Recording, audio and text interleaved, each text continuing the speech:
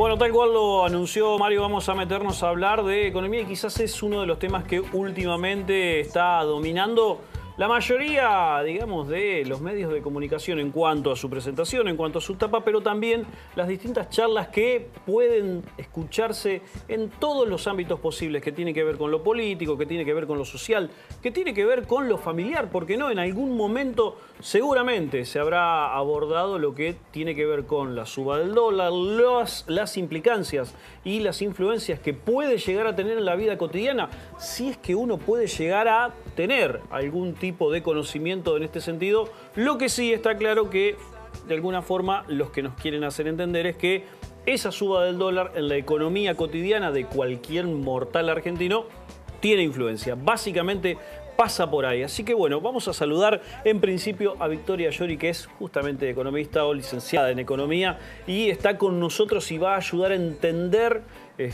por lo menos en parte, qué es lo que está ocurriendo en Argentina y qué le puede pasar a ustedes que quizás no compran dólares habitualmente, pero que sí tienen, digamos, parte de esa economía cotidiana de su casa. Y bueno, vamos a preguntar a ver qué es lo que puede pasar. ¿Cómo va, Victoria? Buenas tardes, bienvenida. Buenas tardes. Mucho gusto. Lo cierto es que vamos a hacer hincapié en lo que decíamos recién, 23 pesos con 30 fue el precio récord que se estableció la semana pasada para el dólar, que fue bajando paulatinamente. Había mucha expectativa hoy a las 10 de la mañana cuando abrieron los mercados en Buenos Aires. Aquí la cotización, bueno, estaba expectante en ese sentido y lo cierto es que ya hay una tendencia a estabilizarse en ese sentido. ¿Genera tranquilidad?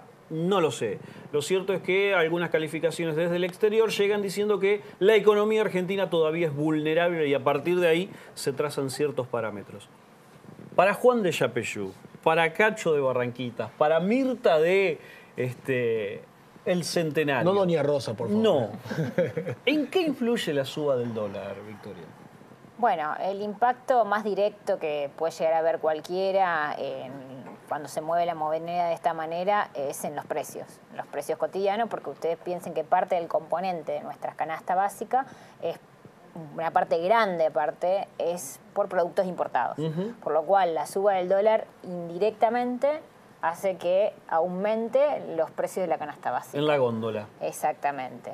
Algo de los costos, digamos, de productos importados los puede llegar a absorber si hablamos de si es una materia prima de otro componente que se vende acá, lo puede llegar a absorber el empresario, pero un porcentaje importante va a ir directamente a precios. Entonces, si ya teníamos una inflación estimada que estaría rondando en este momento en el 25% anual, de hecho, bueno, para nosotros en el centro de estudio donde yo participo, el CEDEP, para los precios, digamos, del cierre de abril, nos dio más o menos un 26% interanual, la suba de los precios. Esto lo más probable es que ayude a que los precios sigan creciendo. Y claro, ese es el primer impacto que vemos, digamos, en la casa, digamos, cotidiano. Sobre todo porque los combustibles ya tienen un aumento ya para la semana que viene, otra vez. Sí, los combustibles vienen siguiendo un poco la suba internacional, digamos, del precio, por ende vienen acompañados un poco de la suba. Por el combustible, logística, llegan a los supermercados. Exactamente, sí. Combustibles, después, bueno, todas las materias primas que se comercializan afuera, en parte se rigen, digamos, por precios internacionales. Y después nosotros tenemos muchos, por ejemplo, el café, que vos marcabas recién, es un producto importado, digamos, o que tiene un componente fuerte de importación. Algo se puede llegar a elaborar acá, pero es un producto de la canasta básica. Así un montón de otros, y a eso hay que sumarle que ya tenemos incremento en los servicios ya pactado por la quita de subsidios, etcétera.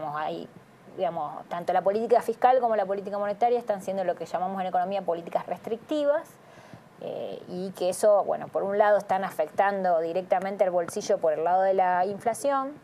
El otro componente que también se está encareciendo, y principalmente por la suba de la tasa de interés fuerte, son los créditos, que eso, no sé si lo ve tan directo. ¿Los famosos UVA? El crédito UVA por un lado, pero los créditos en general, al subir la tasa de referencia, el UVA está afectando al que, bueno, sacó recientemente un crédito hipotecario, está subiendo en forma rápida, porque además el crédito UVA... Es para darle un abrazo al que sacó un crédito UVA, porque no debe estar en el mejor momento. Aparte que son gente que sacó créditos muy recientes. Claro. El tema que del lo sacó crédito, con alegría, claro, digo. el tema del crédito UVA es que crece en función de la uva, que es una unidad, digamos, que de alguna manera se ajusta por precios. Es un poco más complicado claro, que sí, eso, sí. pero como para que lo entendamos.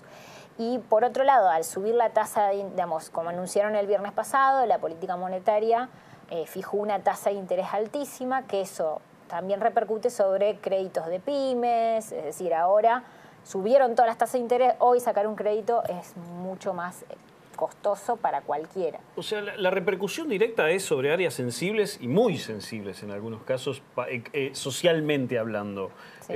y sobre todo en sectores vulnerables en algunos casos. Y en lo que tiene que ver en el aparato productivo, las pymes, en el caso de Santa Fe, sin ir más lejos, es un sector sumamente sensible porque es un motor de economía bastante intenso, por llamarlo de alguna forma. Digamos, es una situación que no genera mucho aliento. No, No. la verdad que no hay palabras alentadoras, porque tanto, digamos, la política fiscal también es restrictiva. ¿Qué quiere decir eso? Están disminuyendo el gasto por el lado de los subsidios, están disminuyendo el gasto también En obra pública. en la obra pública, en menor medida que en lo que es en subsidios, porque lo primero que atacaron este año, por lo menos como política, fue el subsidio. Pero bueno, también quieren ajustar el gasto estatal a través bueno, de hecho esta semana que pasó hubo despidos en el ANAC, en distintos organismos, digamos, públicos del Estado. Están buscando reducir las esferas, digamos, de atención al público. Hubo una resolución en la semana pasada también del ANSES, donde están planteando cambiar el modelo de atención al público, centralizar más de las atenciones que se hacían en la provincia, llevarlas un poco a Buenos Aires. Victoria, más allá de lo que...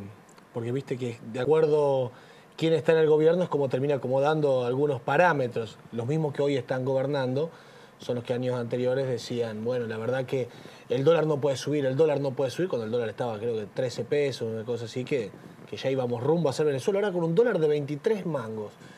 ¿Cómo se puede tranquilizar un tipo que venía escuchando que a 14 era un escándalo, a 15 era un problema grandísimo?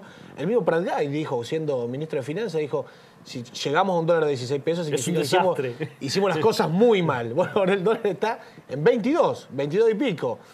Que es que, digamos, uno mirándolo del otro lado, no es un panorama para nada alentador. Bueno, eran los riesgos que asumieron cuando decidieron... A ver, liberaron los mercados, liberaron el mercado cambiario, porque recordemos que antes de entrar Cambiemos había una política, digamos, donde no cualquiera podía ir a comprar dólares.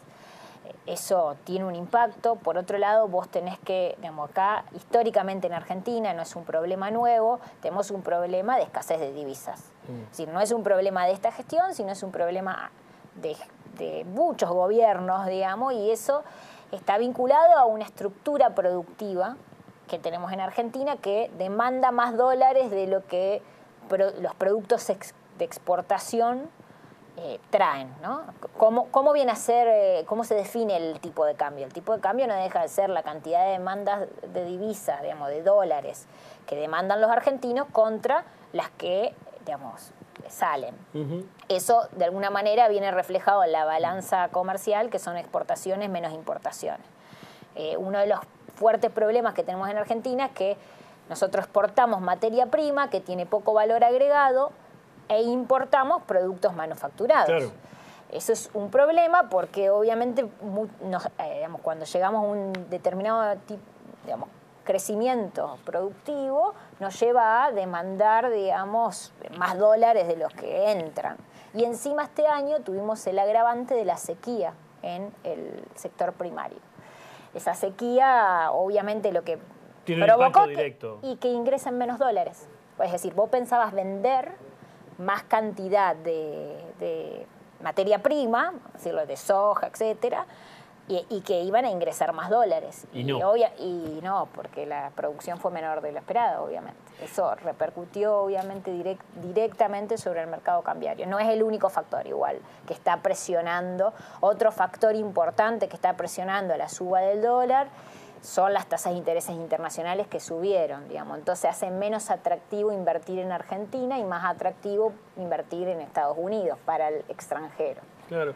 Ahora, se me ocurre una pregunta que me parece que todos la habremos escuchado en algún momento, en cualquier ámbito, en la cola del banco, pagando alguna factura, pero ¿por qué suben los precios tan rápido? Por ejemplo, tomemos como parámetro el petróleo. Sube el petróleo, suben los combustibles en la estación de servicio. Pero baja el petróleo, o baja el dólar, en este caso, y los precios no bajan. ¿Cuál es la situación o cuál es la teoría económica que explica una suba rápida pero una baja casi nula? Bueno, en el tema de fijación de precio hay mucho de cuestión de puja distributiva. ¿Qué quiere decir eso? Digamos, ¿quién tiene más poder de negociación? ¿El empresario en subir los precios o el consumidor en hacer que, bueno, dejo de comprar y eso va a afectar al empresario? Obviamente, como hay mucho mercado monopólico y oligopólico en Argentina y en el mundo, porque hay una tendencia a la concentración, ese tipo digamos, de empresas monopólicas, donde hay un solo oferente, tiene mucho más poder el empresario que el consumidor. Claro.